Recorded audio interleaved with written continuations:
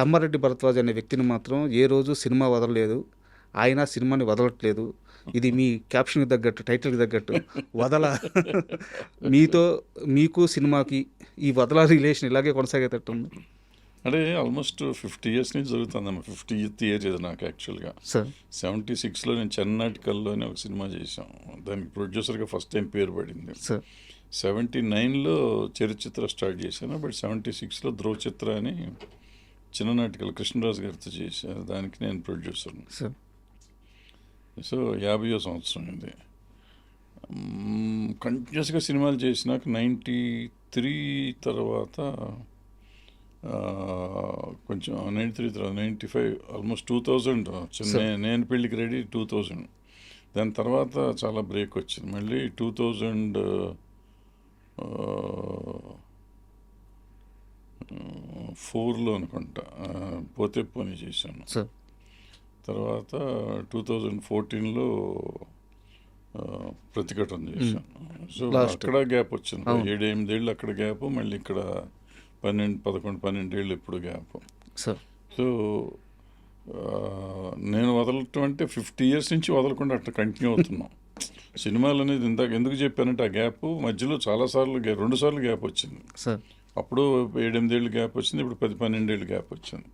So ఎంత gap వచ్చినా కానీ సినిమా ఇండస్ట్రీలో ఈ రోజుకి నన్ను పాపం గుర్తుపెట్టుకున్నారు, చాలామంది గుర్తుపెట్టుకుంటూ ఉంటారు, ఏదో మాట్లాడుతూ ఉంటారు. సినిమాగా కాకుండా కానీ బట్ సంహౌ ఇండస్ట్రీలో నేను చలామణి అవుతున్నాను ఇప్పటికి కూడా.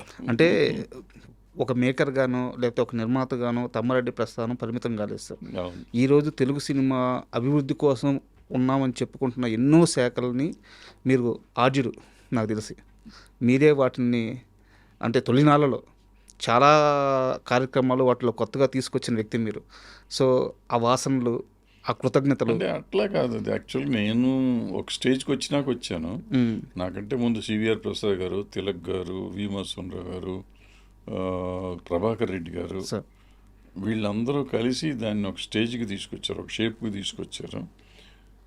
నన్ను బలవంతంగా తీసుకొచ్చి వీళ్ళందరూ ఇరికిచ్చారు లోపల. సో ఇరికిచ్చినాక నా సాయ శక్తిలో నేను చేయగలిగింది నేను చేసినాక ఒక మీరు చెప్పినట్టు ఒక ఫార్మాట్కి వచ్చింది. అది ఆ ఫార్మాట్కి వచ్చి ఫెడరేషన్ గుర్తింపు తెచ్చుకుని ఆల్ ఇండియా కాన్ఫెడరేషన్కి వెళ్ళి ఇక్కడ మన వేజెస్కి అన్నీ సెట్ అయ్యి అవన్నీ చేసాం. అవన్నీ అప్పుడు చేసాం అంటే బట్ అంత ముందు వాళ్ళ ఆద్యులు వాళ్ళ తర్వాత నేను ఏదైనా అండ్ నేను డైరెక్ట్ మూవీ విషయానికి వస్తున్నాను సార్. వదల అంటే తమ్మారెడ్డి భరద్వాజ అనే వ్యక్తి మళ్ళీ ఒక ప్రాజెక్ట్ ఇన్ని సంవత్సరాల తర్వాత టేకప్ చేస్తున్నాడంటే నేను కమర్షియల్ క్యాలిక్యులేషన్స్ గురించి మాట్లాడట్లేదు, స్టార్ కాస్ట్ గురించి మాట్లాడట్లేదు, నేను ఒక గౌరవం గురించి మాట్లాడుతున్నాను. తమ్మారెడ్డి కంబ్యాక్ అనేది ఖచ్చితంగా సక్సెస్ అవ్వాలి, వేరే ఆప్షన్ లేదు. ఎందుకంటే ఇండస్ట్రీలో మీకు ఇన్నేళ్ళుగా ఉన్న ఈ గుర్తింపు కానీ ఈ గౌరవం కానీ ఇన్ని సంవత్సరాల తర్వాత ఆ వ్యక్తి మళ్ళీ వచ్చాడంటే ఆ గౌరవం దక్కించుకోవాలి, కొంత ప్రెజర్ ఉంటుంది. ఏరికోరి ఇప్పుడు ఆ ప్రెజర్ని తీసుకోవడానికి ఎందుకు రెడీ అయ్యారు? ప్రెషర్ అనుకోలేదు, బట్ దిగినాక తెలుస్తుంది ప్రెషర్. ఎందుకంటే ఒక కథని బాగా నచ్చింది, కథ బాగుంది, ఇది పలానా అంటే కొత్తగా ఉంటుంది, వెరైటీగా ఉంటుంది. And it is out and commercial film. నేను రెగ్యులర్గా నేను చేసే నాకు నచ్చే సినిమాలలాగా కాకుండా సార్ నేను మామూలుగా థియేటర్కి వెళ్ళి చూస్తాను కదా, టికెట్ కొనుక్కొని చూసే సినిమాలు ఉంటాయి కదా, అలాంటి సినిమా ఇది. సో డెఫినెట్గా బాగుంటుంది, జనానికి నచ్చుతుంది అనే ఉద్దేశంతోనే మొదలెట్టాను. తీశాను. 8 అయ్యి కాపీ వచ్చేటప్పటికి నా ఫీలింగ్ అదే ఈ రోజుకి కూడా. బట్ రేపు జనం ఏం చెప్తారో తెలియదు కదా. అంటే ఇప్పుడు సిస్టమ్స్ మారిపోయినాయి. మా రోజుల్లో మేము చేసిన ఈవెన్ 14 ఏళ్ళ కింద కూడా నేను సినిమా తీసానంటే రిలీజ్కి చేస్తాం అనుకుంటే చేసేటివే. సార్ ఇవాళ అనుకుంటే ఇవాళ చేసేవాడిని, రేపు అనుకుంటే రేపు చేసేవాడిని. ఇవాళ పరిస్థితులు అట్లా లేవు. సో ఇవాళ కూడా రిలీజ్ చేయగలిగటం చేయొచ్చు, బట్ రకరకాల భయాలు, డబ్బులు ఇన్వాల్వ్మెంట్ పెరిగిపోయింది. ఇప్పుడు ఇన్వెస్ట్మెంట్ పెరిగిపోయింది. ఇంత ఇన్వెస్ట్మెంట్ మీద ఇప్పుడు ఓటీటీ అని ఇవన్నీ రకరకాల పేర్లు వచ్చినాయి. అంటే రెవెన్యూ వచ్చే ఆదాయం. సో దాంట్లో వాళ్ళు తీసుకోకపోతే మనకు డబ్బులు రావని కొంచెం థియేటర్లో వేస్తే ఈ థియేటర్లో కరెక్ట్ రెవెన్యూస్ చూస్తున్నాం కదా ఇప్పుడు రిలీజ్ అవుతున్న సినిమాలు, ఇవన్నీ చూస్తూ ఉంటే అసలు రాకపోతే తర్వాత ఓటీటీ వాళ్ళు ఎవరు రాకపోతే మొత్తం పోతుంది కదా అనే భయాలు, లేదు రిలీజ్ చేస్తే మనది సూపర్ హిట్ అవుతుందని ఒక ధైర్యం, ఒక పక్కన ధైర్యం, ఒక పక్కన భయం, అటు ఇటు ఊహిసలా అంటే మీరు డైరెక్ట్గా చెప్తుంది ఏంటంటే ఇప్పుడున్న ఇండస్ట్రీలో సినిమా రిలీజ్ డేట్స్ అనేది మేకర్స్ చేతిలో లేవు, ఓటీటీల నిర్ణయాల మీద ఆధారపడి ఉన్నాయని చెప్తున్నారు. అంటే మనం ఓటీటీ కోసం సినిమా తీయటం, లేదా మనం రికవర్ అవుతుంది అనుకుని సినిమా తీయటం చేస్తే డెఫినెట్గా అంతే.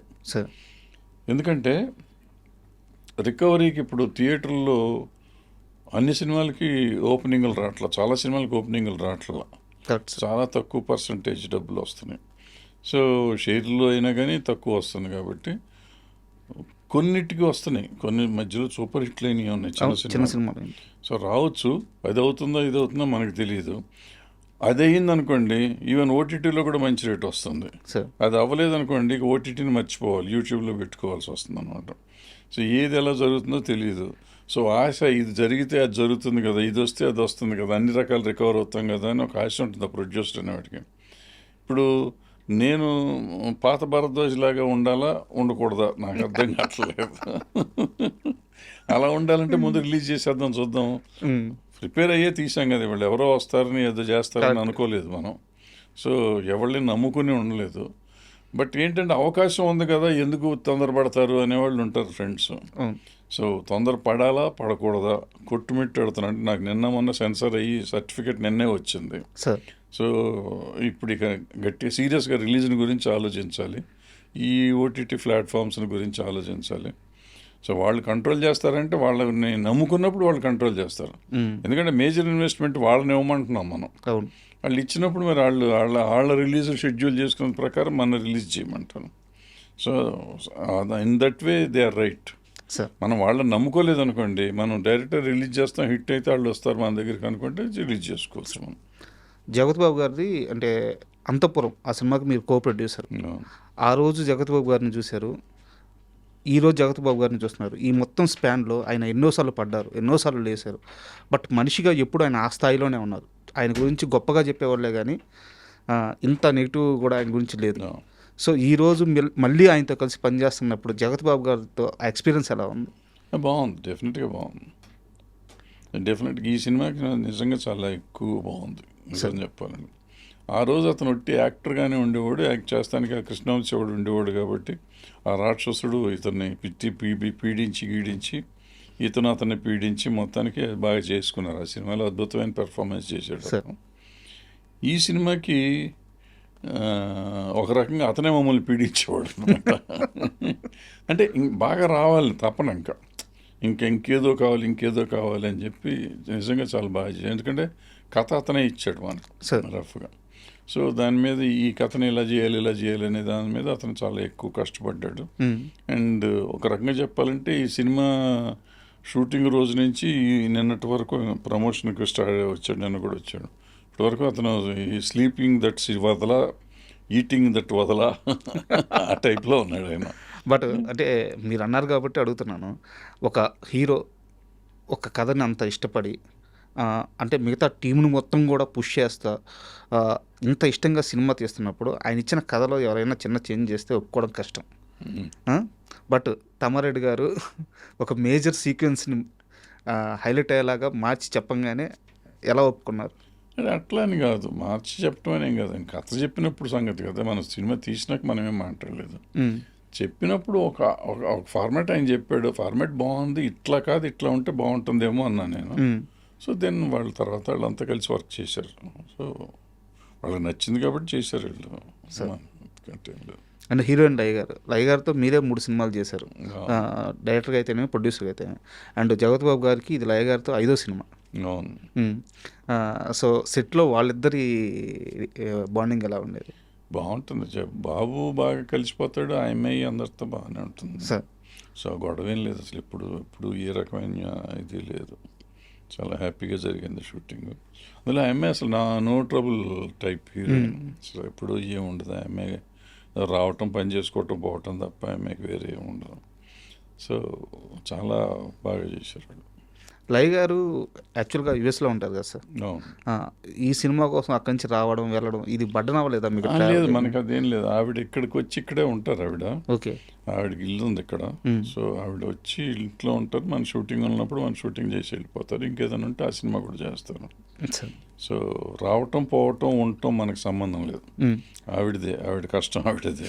మనకి ఇక్కడి నుంచి తీసుకొచ్చుకోవటం తీసుకెళ్ళటం మామూలుగా చేయాల్సిందే కదా, అవి చేసుకుంటాం. more videos. Please subscribe to iDream channel. Subscribe to iDream Media. Please subscribe to iDream. Please subscribe to iDream. Please subscribe iDream. And please subscribe to iDream. For more videos, subscribe to iDream. Please like, share, and subscribe to the channel. Congratulations, iDream. Subscribe to iDream. Subscribe to iDream. So subscribe to iDream Media. iDream ki iDream team andarki huge congratulations. Please subscribe iDream Media. Please subscribe to iDream. Subscribe iDream. Please subscribe to iDream. iDream అంటే నా కళల channel subscribe చేసుకున్న నోరు తిరుగుతలేదు, మీరైతే గంట గుర్తు కొట్టండి. For more such videos, please subscribe to iDream. Subscribe to iDream. Please subscribe to iDream. Please subscribe iDream Media. Please do subscribe to iDream. Please subscribe to iDream Media. For best entertainment and information, please subscribe iDream. And don't forget to subscribe to iDream.